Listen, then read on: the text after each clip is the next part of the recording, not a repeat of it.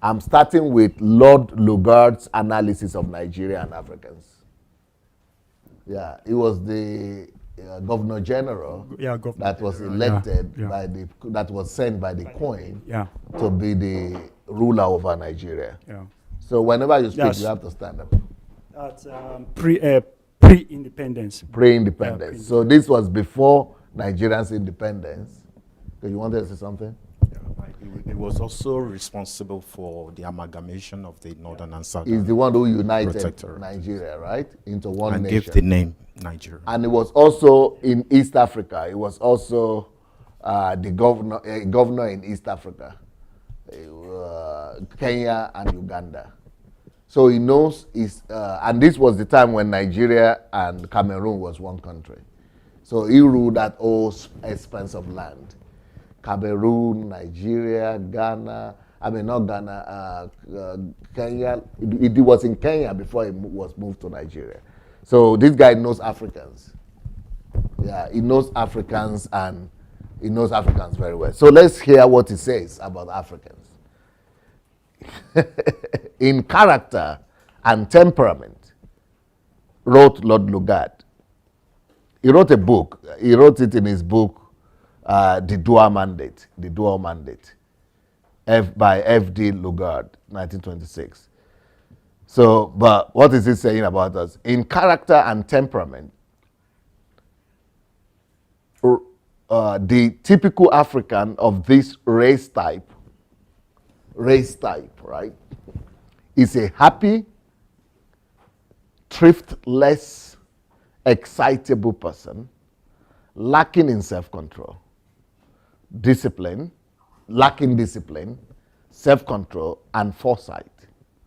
Naturally courageous and naturally cautious, that is respectful, and polite, full of personal vanity, with little sense of veracity, fond of music and loving weapons as an Oriental loves jewelry. His thoughts are concentrated on the events and feelings of the moment, and he suffers little from the apprehension for the future or grief for the past. You see why I have to write a book? Why I said if anything will challenge me to go into politics, it will only be this question. Because nobody has addressed it. Now, people know about this. People have written articles and things, but people have not really addressed it. That, first of all, I agree with this man. This about 200 years ago, and nothing has changed. This is the impression. This is how the white Europeans saw Africans, and this is their own assessment about us.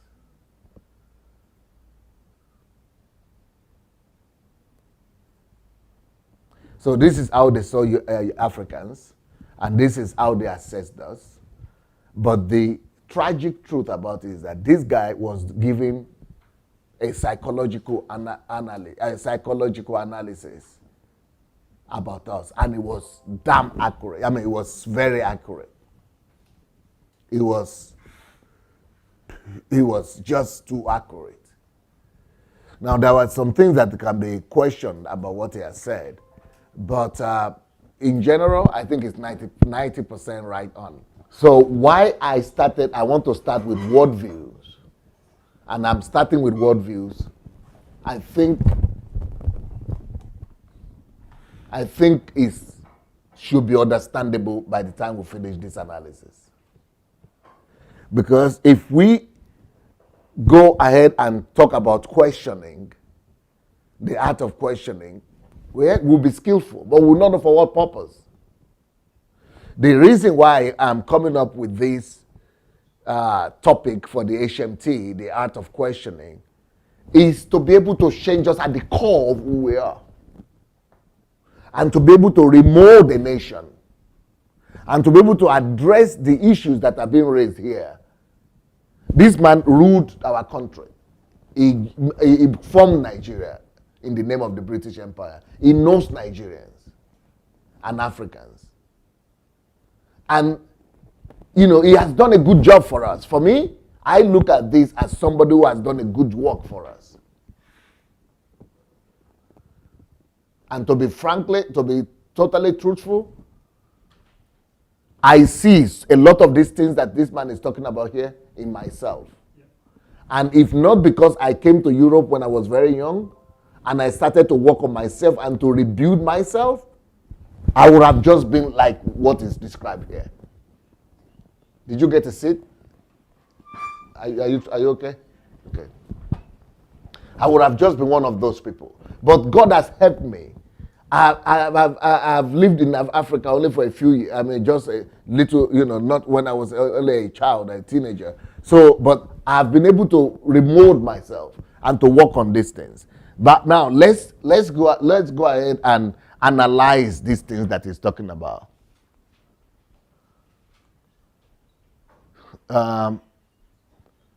So Lord Lugard's analysis of Nigerians in character and temperament. So he's describing our character and temperament. And this is why I want to write the book. That we have to take each one of these points and we have to write in the book. And the name of the book is going to be, How Far Have We Gone from Lord Lugard? Can you write that down? How far have we gone from Lord Lugard? How far have we gone from Lord Lugard? Or, have we gone? Yeah. So in character and temperament, describing the character and temperament of an African person, he said the typical African of this race type is a happy person. Look, this thing we are reading now. Yeah. This is the description that was given 200 or I know even 400 years ago. Only the book was written 200 years ago. So it means that it's not a thing of yesterday. Mm.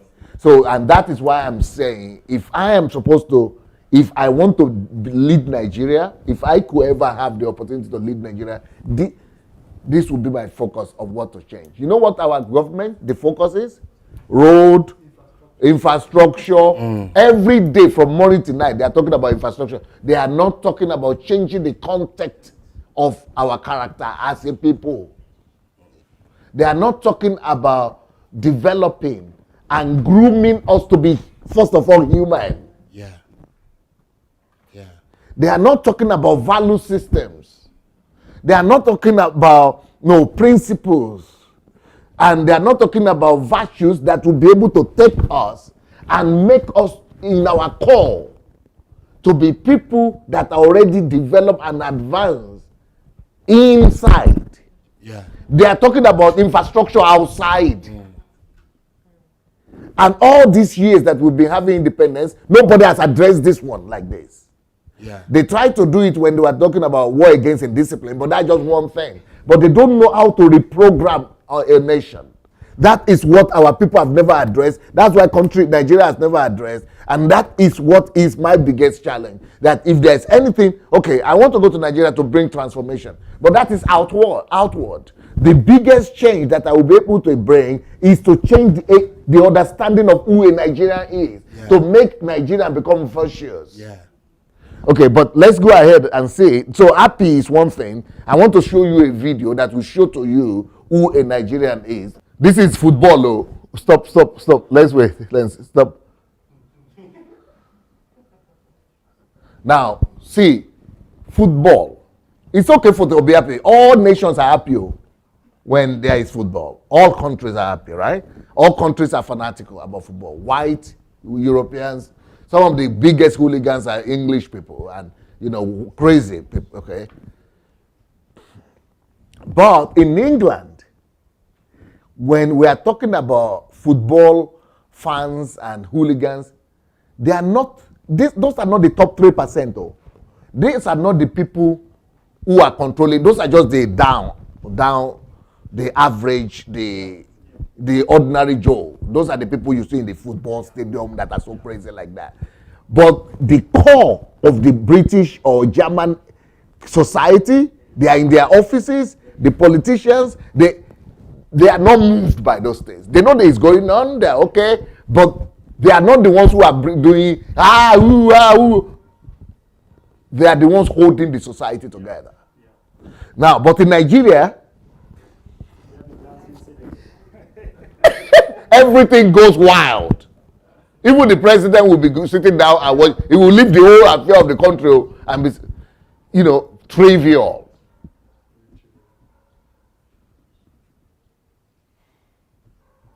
When we are on something or partying, the same thing. So, we have a challenge in our hand. Now, if you talk about this, Nigerians also are rejoicing like everybody else because of soccer. These are not just Nigerians. Some of these people here, they are actually the elite of Nigeria. Whereas the elite of other countries, they are okay, yeah, but they are too busy living for purpose. They know that their country is winning. Even when they win, this is not the winning of World Cup. We didn't win anything here. But that is another problem. This rejoicing, it's not that we brought the cup back. This one has not even reached group stage yet. We have not even come out of, we have not even qualified. And there is already rejoicing like this is frivolity. Now, more than that, even worse than that. Now, the problem with Nigeria is that if they had won all their games and they are rejoicing like this, good and well. But they just lost one the other day. This is just nothing. This has not even decided if they will come out of the group yet. They are rejoicing now. And the next game they could lose. And they know the rejoicing is finished. They go back home. So what is the essence of that? I'm going to let you talk. So what is the essence of that? Is because it's part of our DNA. It has not been, we have not built a system in the country whereby all that could be put in check. Okay, for example, there is another country, England played after us, and they were also rejoicing. They even beat the country they played like, not two like us, maybe 5 or 6 or something. 6. And life is still going on there. But in Nigeria, we didn't even beat anybody. Life is already paralyzed. And Spain, I remember Spain brought the World Cup back home from South Africa the other day. Yes, a good number of the country was rejoicing, maybe 10%, 15%. But let Nigeria bring it. They will declare public holiday. Everything is down. Everything is finished. In fact, that public holiday will be for a week. Frivolousness, triviality. It is all in us. And, nothing bad about rejoicing. They say we are the happiest people in the world. Good. But should we put some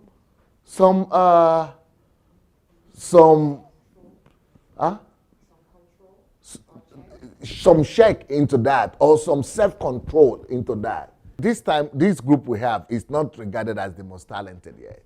But when we had a really good talented team like Okosha and Kanu, I used to wonder about that, because when they begin to rejoice, they keep that mood and they lose. They never win anybody by 6-0 or something. But once they lose, they score 2 goals, Nigerians go off.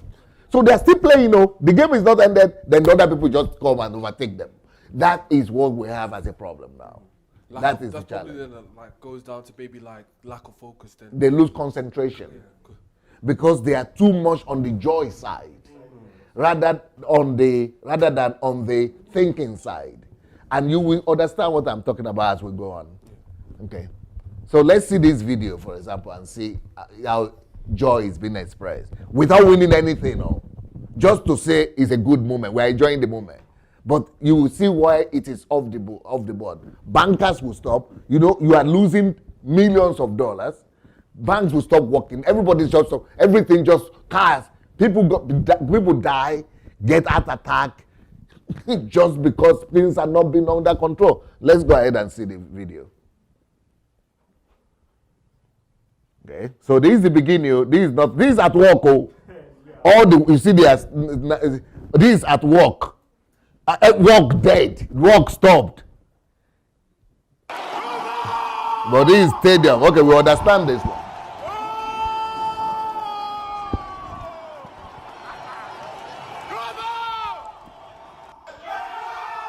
This is also at work, oh. Huh? Or classroom. Lo quiero, loco, lo quiero. Quiero, vamos, vamos, vamos, Argentina.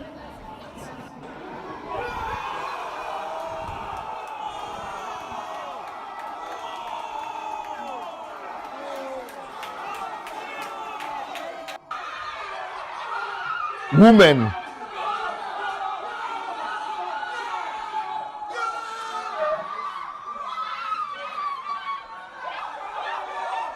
These are Nigerian women, though.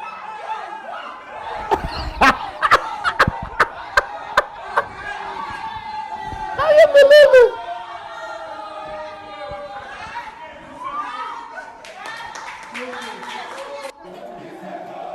They were in class, eh? This is university. This is Lagos University here. See what's happening.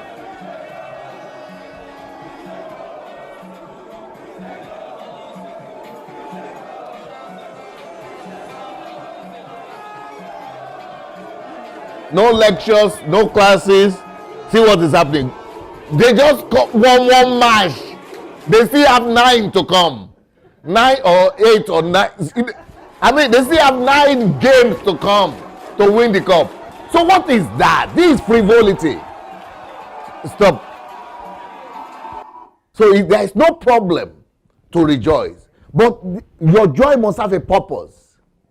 Okay, for example, if I have 6 more games or 9 more games to go, I won 1 and I've lost 1 already.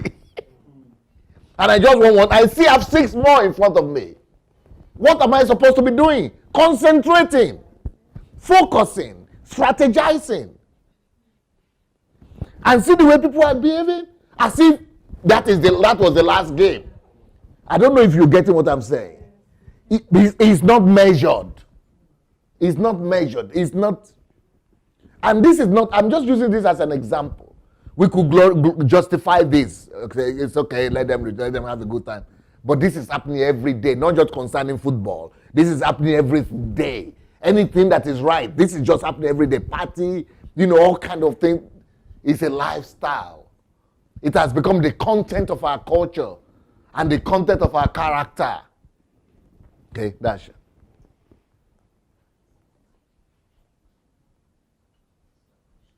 Let's continue with the film.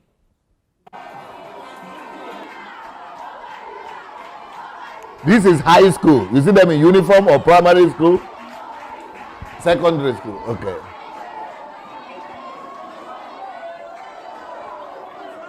Girls' school.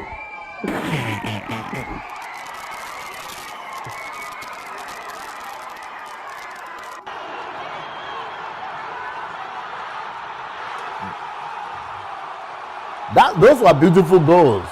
I personally think that they should be some of the best goals in the competition. And this is okay. This is in the stadium. Okay, good.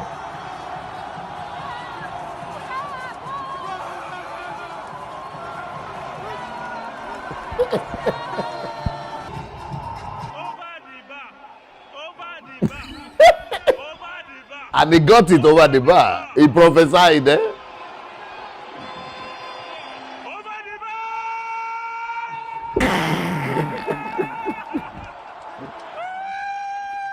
Even.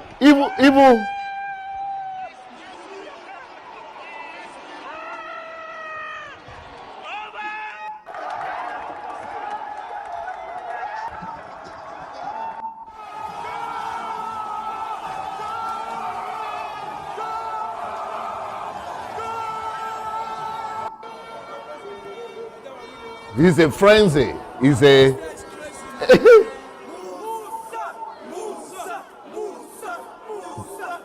These are the Russians rejoicing for our player Musa.